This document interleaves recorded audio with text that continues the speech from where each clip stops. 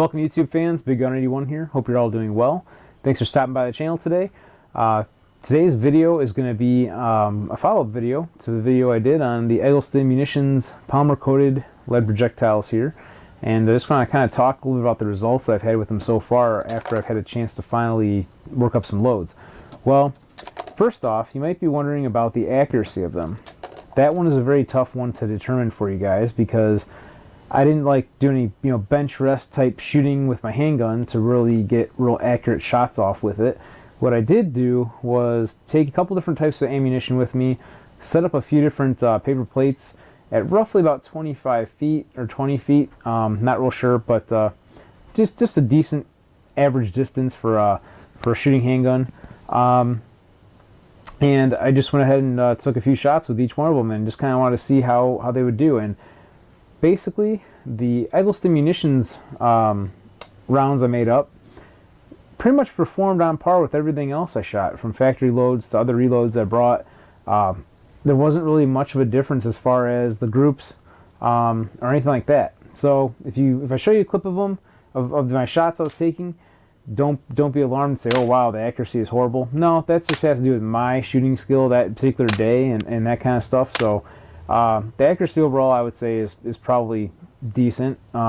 Especially when you're dealing with handguns and you're doing short distances, there's not really, in my opinion, going to be that big of a difference. But they seem to work well. Functioning of them, no issues with the functionality.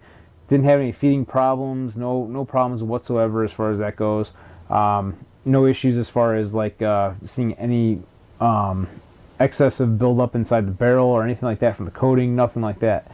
They work perfectly fine. So overall, so far, I'd say they're a pretty good value, especially doing high volume shooting. And if you're going out and doing a lot of target practice, and maybe you do like 3-gun and you need a lot of ammunition.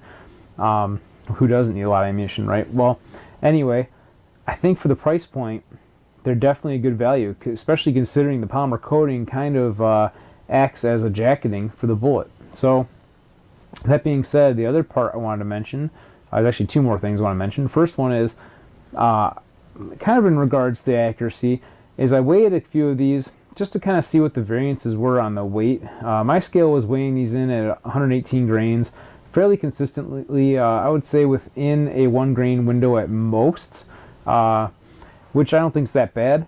Maybe a couple tenths of a grain window, it's kind of hard to say, but they're overall pretty consistent. I've got some pictures I took a little while ago that I'll kind of post on here in this video too to kind of show you. But anyway, I would say that isn't too bad as far as the variance in the weight, especially for a low-cost projectile. The other thing is that, yes, I said 118 grain, and they're marked as being 115 grain. Now, I don't know why that is exactly, but I imagine that the reason why they list it as 115 grain is because who knows what a 118 grain projectile is. And when you want to look at load data, you can go off of, from my understanding anyway, you can work off of 115 grain lead round nose projectile data, basically for your seating depth and your loads and everything. But don't take that as gospel, because I'm not giving you guys your loading data or anything like that. Whatever you do as far as working up your own loads for your ammunition, that's all on you. So just be cautious, be careful with that. Just try to use your best judgment when working up these loads and that kind of stuff. So the second thing I kind of learned was adequate case flare is very important. What I mean by that is, and if you see my video called the reloading tip number 7, I talk about what an expander die actually does, what it is, that kind of thing.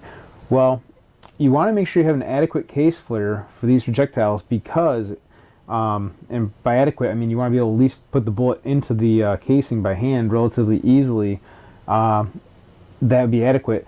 Inadequate is going to be where you try to put it in and the bullet's just not going to sit at all into the case. And what tends to happen when you have inadequate case flare is it actually, when you go to press the bullet in, it'll shave off the coating, which basically just kind of defeats the whole purpose of having a polymer coated projectile when you're scraping the coating off. So anyway guys, overall again, definitely worth a look at egglestonmunitions.com. The pricing's good on them and they work very well, so I think they're a good option for you guys. And till next time, have fun reloading, and go out and have some fun shooting.